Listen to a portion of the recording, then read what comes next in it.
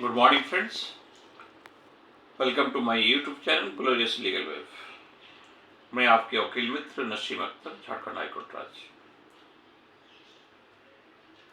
आज हम लोग पीएमएलए एक्ट के सेक्शन 45 को देख रहे हैं।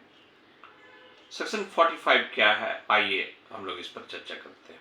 Section 45 offence to be cognizable and non bailable. तो वेरी क्लियर फ्रेंड्स, हम लोग जानते हैं जैसे कि सीआरपीसी में पढ़े हैं, there are two types of the offense, cognizable and non cognizable, billable and non billable। तो यहाँ पर कह रहे हैं कि offense to be cognizable and non billable। यहाँ जो पीएमएलए के अंतर्गत किसी के ऊपर जब आरोप लगाया जाएगा वो कैसा ऑफेंस होगा, कॉग्निजेबल होगा, नॉन बिलेबल होगा। अब इस 45 में हमारे सेक्शन 45 में क्या बताया जा रहा है, इसको हमारी इस लैंग्वेज को देखते हैं। Notwithstanding anything contained in the Code of the Criminal Procedure 1973 under bracket Act number 2 of 1974, no person accused of an offence under bracket under this act shall be released on bail or on his own bond unless। तो हम unless में बाद में आते हैं friends, पहले जो दो लाइन पढ़े इसको थोड़ा डिस्कस कर लेते हैं। नोट विथ स्टैंडिंग, हम लोग being a student of law बार बार इस क्लॉज को पढ़ते हैं। Notwithstanding anything contained in the code, मतलब स्पेसिफिकली कोड और प्रोविजन और एक्ट, इन दिस एक्ट, इस तरह का जो है हम लोग बार बार पढ़ते हैं। Actually note with standing anything का मतलब क्या होता है, मैंने ऐसे प्रावधान रहने के बावजूद भी, अगर हिंदी में हम कहें इसके बावजूद भी, ऐसे प्रावधान रहने के बावजूद भी,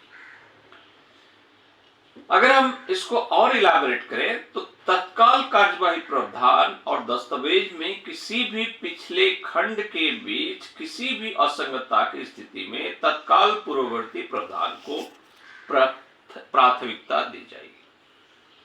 notwithstanding anything contain in the code of the criminal procedure 1973, इसका मतलब ये हुआ कि तत्काल कार्यवाही प्रावधान जो हमारे अभी प्रावधान लाया गया, दस्तावेज में किसी भी पिछले खंड के बीच किसी भी असंगतता, अगर कोई कोड में या कोई पर्टिकुलर एक्ट में, अदर एक्ट में अगर कोई असंगतता पाया जाता है, वहां कोई दूसरा प्रोविजन बताया जाता है, ऐसे स्थिति में भी तत्काल जो पूर्ववर्ती प्रावधान को प्राथमिकता दी जाएगी। अभी जो हमारे प्रोविजंस लाया गया, इस प्रोविजंस को प्राथमिकता दी जाएगी या तो फिर उन प्रोविजंस को प्राथमिकता दी जाएगी, दोनों में से कोई। तो ये क्लियर होना चाहिए कि कहां किसको प्राथमिकता दी जाएगी, यानी इसके मतलब है कि ऐसे प्रावधान रहने के बावजूद भी इसका नॉटविथस्टैंडिंग का मतलब।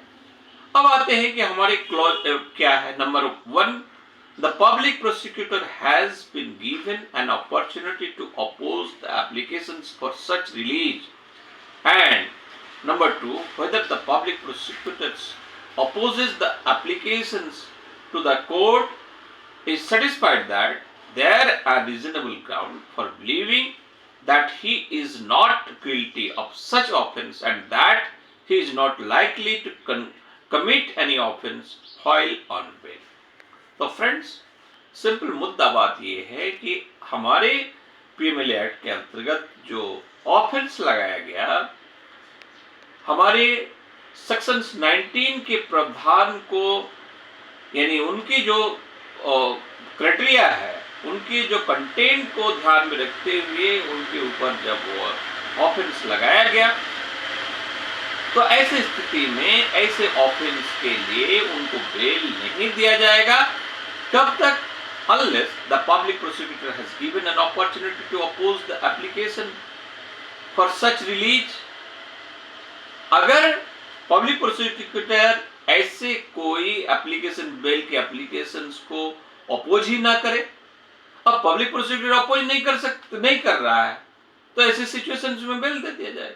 जैसा कि आप अभी रिसेंटली देखें कि हमारे राज्यसभा के मेंबर क्या संजय जी को जो है आम आदमी पार्टी के मेंबर संजय जी को बेल दे दिया गया। क्यों? इसलिए कि उनके बेल को पब्लिक प्रोसिक्यूटर ने अपोज किया ही नहीं था। Number 2, where the public prosecutors opposes the application, the court is satisfied that there are reasonable ground for believing that he is not guilty of such offense and that he is not likely to commit any offense while or on bail। दूसरा point कह रहा है कि जब कोई public prosecutors ऐसे bell के oppose करे परंतु कोर्ट को ये रीजनेबल ग्राउंड्स है, कोर्ट को ये रीजनेबल ग्राउंड्स पता है, मिल गया है कि नहीं, reasonable grounds for believing that, कि नहीं ये जो है ऐसा कोई केस बनता ही नहीं है, ये सारा ऑफेंस जो लगाया जा रहा है ऑनली एलिज्ड है, ये इसका आधार कोई नहीं बनता है।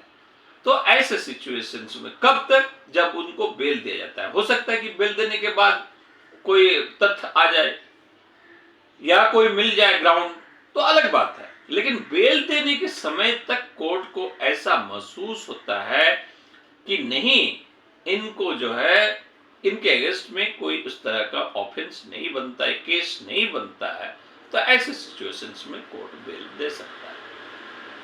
तो वेरी क्लियर फ्रेंड्स। तो हमारे नॉर्मल जो सीआरपीसी में हम लोग पढ़े हैं उसमें क्या है कि हमारे bail is rule, jail is exceptions, ये हमारे वेल नोन कैनन है, वेल नोन हमारे क्या कहते हैं लीगल्स कैनन है। तो इसको जो है देखते हुए नॉर्मली हम लोग एक्सेप्ट करते हैं कि किसी को बेल मिल जाएगा, लेकिन हमारे पीएमएल एक्ट के अंतर्गत बेल मिलना थोड़ा सा मुश्किल है। इसलिए मुश्किल है कि हमारे जो ऑफेंस है ऑफ इस तरह रखा गया है कि ताकि अगर सबको बेल मिल जाए तो फिर इसको प्रूव करना, इस केस को जो है प्रोसिक्यूशन जो हमारे ईडी करेंगे, तो ऐसे सिचुएशंस में उसको मुश्किल हो जाएगा। इसीलिए इसको इस तरह का प्रोविजंस रखा गया है।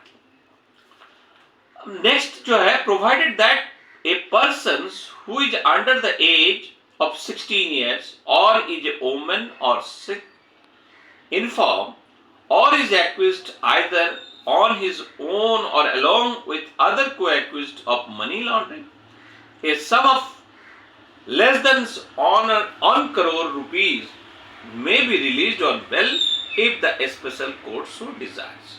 अब यहाँ एक क्लॉज और है कि अगर कोई ऐसे व्यक्ति जिसके ऊपर एलिज्ड है, एलिगेशंस लगाया गया है, उसका एज 16 साल से कम हो, या कोई लेडी हो, या कोई इन्फॉर्म हो, माने एकदम लाचार हो, सिक हो, ऐसे स्थिति में ऐसे व्यक्ति के बेल के ऊपर विचार किया जा सकता है, बेल दिया जा सकता है, accused either on his own or along with other co-accused of money laundering, a sum of less than 1 crore, ऐसे कोई मनी एक्यूज्ड का एलिगेशन जिसके ऊपर 1 करोड़ या उसके नीचे के अमाउंट का है, तो ऐसे स्थिति में स्पेशल कोर्ट जो है बेल देने के लिए डायरेक्ट कर सकता है। Provided further that the special court shall not take cognizance of any offense punishable under sections 4 except upon the complaint in writing made by number A, director or any of officers of the central government or state government authorities in writing in this behalf of the central government by a general or a special order made in this behalf of that government। यहाँ क्या कह रहा है कि provided further that a special court shall not take cognizance, special court कोई cognizance नहीं लेंगे, shall not take cognizance any offence punishable under section 4, ऐसे कोई ऑफेंस जो हमारे सेक्शन 4 में पनिशेबल है। तो जैसे कि हम लोग section 3 offence of money laundering पढ़े थे और section 4 punishment of money laundering, section 4 में क्या है कि पनिशमेंट ऑफ मनी लॉन्ड्रिंग का अगर ऑफेंस सिद्ध हो जाता है तो उसका क्या पनिशमेंट होगा, उनका डिटेल प्रोविजन सेक्शन 4 में दिया हुआ है। तो कह रहा है कि punishable under section 4 except upon complaint in writing made by, ऐसे कोई कंप्लेन जिसको इसको छोड़कर, except that is exception, except upon a complaint in writing made by a director, कोई ऐसा कंप्लेन जो डायरेक्टर ने लिखा है, या any officer of the central government, कोई ऐसे ऑफिसर सेंट्रल गवर्नमेंट का और state government authorised in writing in his behalf of the central government, कोई ऐसे स्टेट गवर्नमेंट के ऑफिसर जो सेंट्रल गवर्नमेंट के बिहाफ में ऐसे कोई कंप्लेंट लिखने के लिए ऑथराइज्ड है, बाय जनरल और special order made in this behalf of the government, ऐसे कोई तैयार कर सकता है उस गवर्नमेंट के बिहाफ में। तो फ्रेंड्स, सेक्शन 45 और थोड़ा हम लोग इलाबोरेट डिस्कस करेंगे। आज समय बहुत लिमिट है, वीडियो लंबा हो गया, इसलिए मैं यहीं इस वीडियो को स्टॉप करता हूं।